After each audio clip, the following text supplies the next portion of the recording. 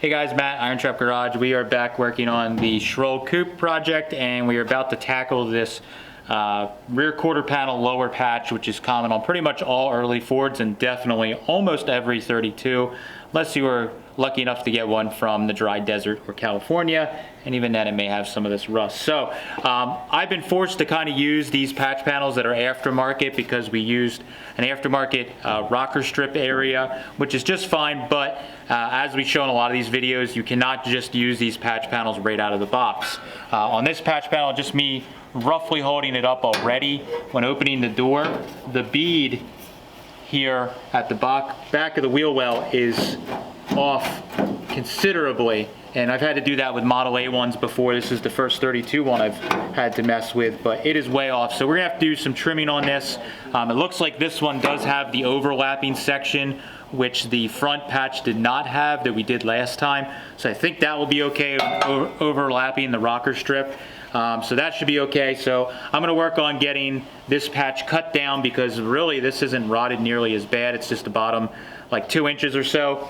And then we will work on getting the height of this kind of where it needs to be for that. And then we'll have to start sectioning the wheel well section because this bead is far too fat. So let's get started.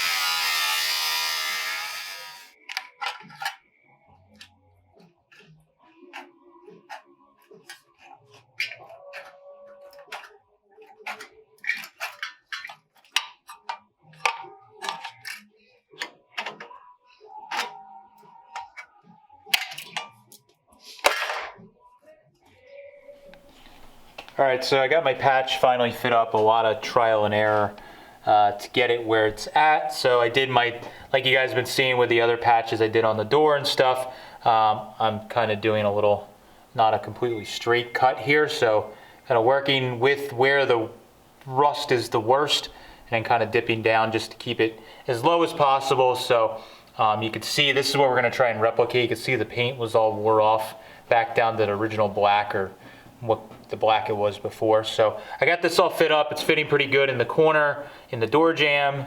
You can see I got it clamped and overlapping. Luckily this patch panel, they left the extra material on so that it does overlap onto the rocker, unlike the one we did on the front cowl section.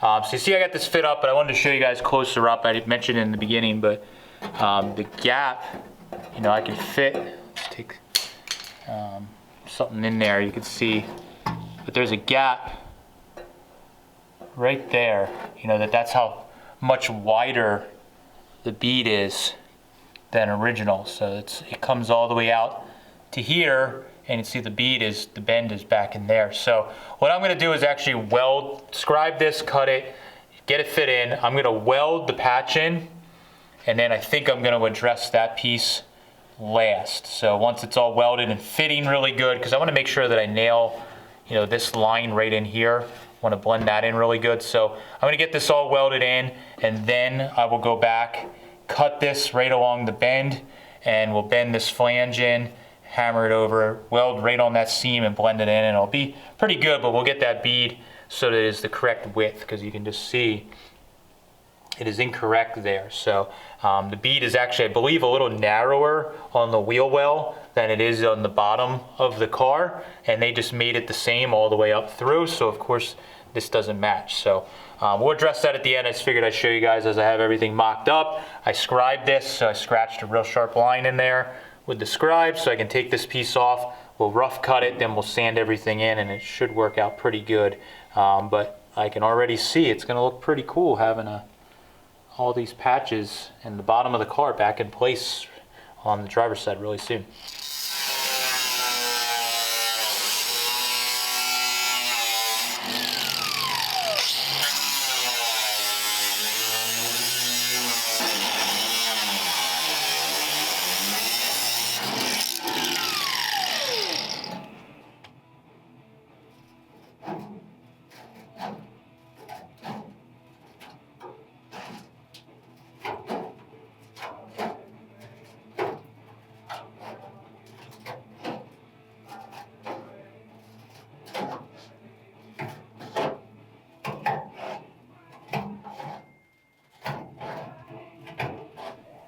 All right, so I got this patch fit up here, and I just wanted to show you guys, ideally for TIG welding at least, that's the kind of fitment that you want. Basically no gap at all, if possible. I have a little spot here that's just from snipping it that's a little funny. I'll have to hammer and dolly when we get closer, but you can see there's not like a, really any daylight showing through there. When you guys MIG weld, I know sometimes they leave a gap, but we get asked questions that quite often about how to fit a panel up. So for TIG welding, ideally if you can get it something like that where there's very little gaps, that's the best. When I did the cow panel, I had a little bit of trouble. I was off my game and had some spots that were a little bit bigger gaps, and it makes it harder. So if you can get good fitment like this and you get in a good rhythm, we could ideally weld this whole thing in one shot if possible. So I'm gonna see what I can do, but I'm gonna work on tacking it up first. See, I have it clamped down here where it overlaps on the bead. That's what we were talking about before. There's actually a recess in the panel where that piece is made to sit like that. So I have that clamped in there to kind of locate that, so the bead line matches there, and it pretty much matches up right there, which is all good. So it should be flowing pretty well when we get everything tacked in place. I did off camera, like I did on the cow panel, I hit this lower flange here with the shrinker stretcher because this cow, or the rear panel here, has a lot of shape to it. So we didn't want this to be flat down here, so I put some shape in that, the matches, and that's why everything lines up pretty darn good. So I'm gonna work from the left, tack everything over, and just adjust anything as we're going and get the thing tacked in, then we can start welding.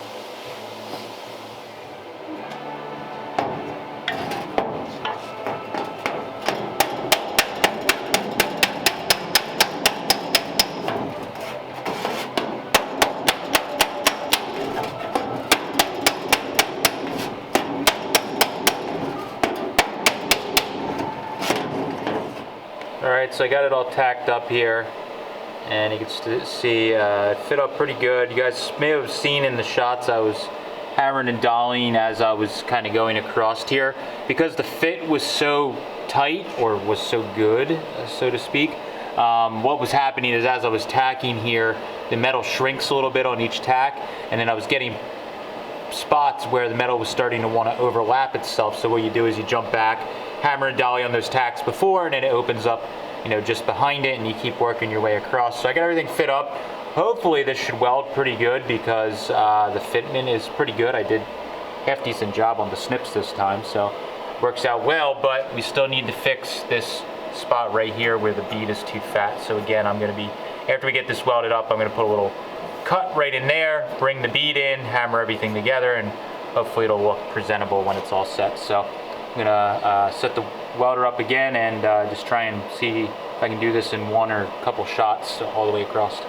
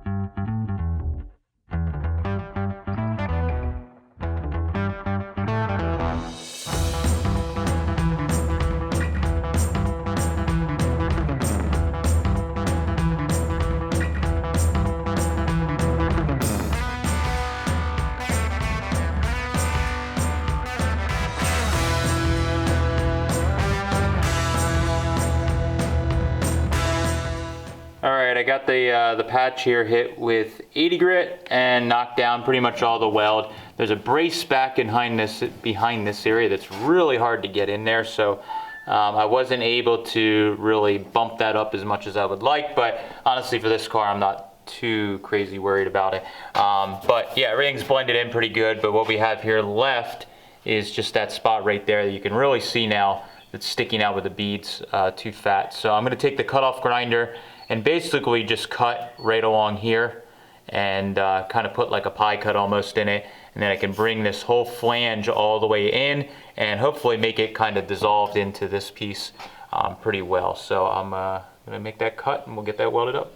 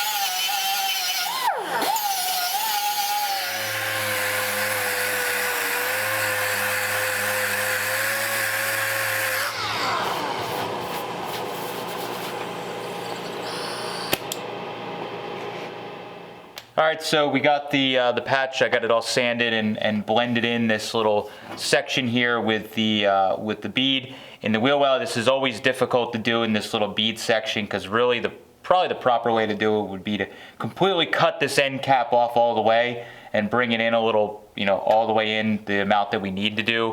It was kind of the cheat that I do, especially on when I'm not being too picky, is I pie cut it like I did, bring it in, and then I slowly let it kind of go back out to the thickness that it was originally, just to keep that crisp 90-degree line there.